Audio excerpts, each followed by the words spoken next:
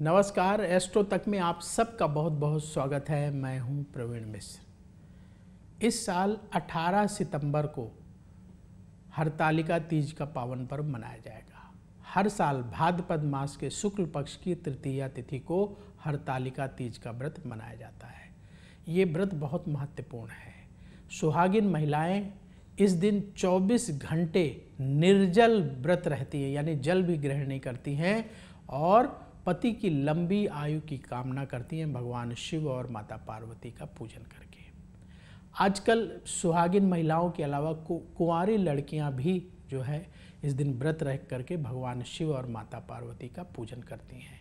ये व्रत बिल्कुल वैसा ही है जैसे करवा चौथ का व्रत होता है, उसी तरीके से ये व्रत है, लेकिन ये व्रत बहुत पुराना है, सदियों से चला आ रहा है। तो बताएंगे इस व्रत की कथा क्या है, वो भी आपको बताएंगे।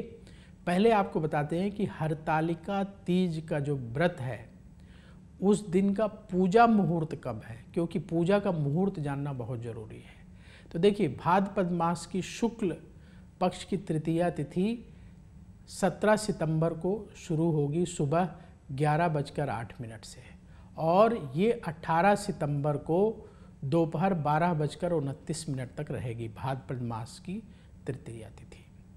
तो 18 सितंबर को ये पर्व मनाया जाएगा। पूजा का मुहूर्त नोट कर लीजिए। 18 सितंबर को सुबह 6:07 से सुबह 8:34 तक ये मुहूर्त है सुबह का, और शाम को प्रदोष काल में पूजन करें, उसका समय होगा शाम को 6:23 से शाम को 6:45 तक। तो शाम का जो पूजा का समय बड़ा महत्वपूर्ण है, इस समय अवश्य पूजन करना है 6:23 से 6:45 के बीच में। अब आपको ये बताते हैं कि हरतालिका तीज व्रत का नाम कैसे पड़ा, इसके पीछे कथा क्या है।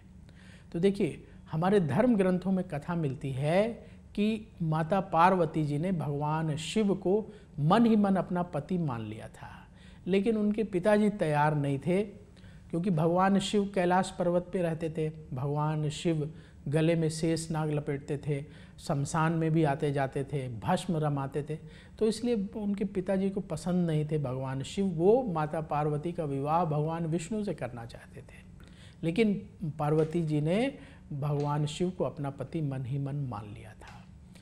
तो ऐसे में क्या होता है कि जो पार्वती जी की सहेलियाँ होती हैं वो पार्वती जी को अपहरण करके उन्हें अपने साथ लेकर के घने जंगल में चले जाती हैं और वहाँ माता पार्वती भगवान शिव को पाने के लिए कठोर तप करती हैं, भूखे प्यासे रहकर साधना करती हैं। भाद्रपद मास के शुक्ल पक्ष की तृतीया तिथि के दिन देवी पार्वती जी ने मिट्टी के शिवलिंग बनाकर भगवान शिव का पूजन किया था।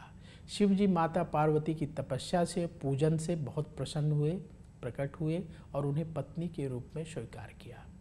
क्योंकि माता पार्वती की सहेलियां उनका हरण करके जंगल लाई थी, तो इसीलिए इस व्रत को हरतालिका व्रत के नाम से जाना जाने लगा।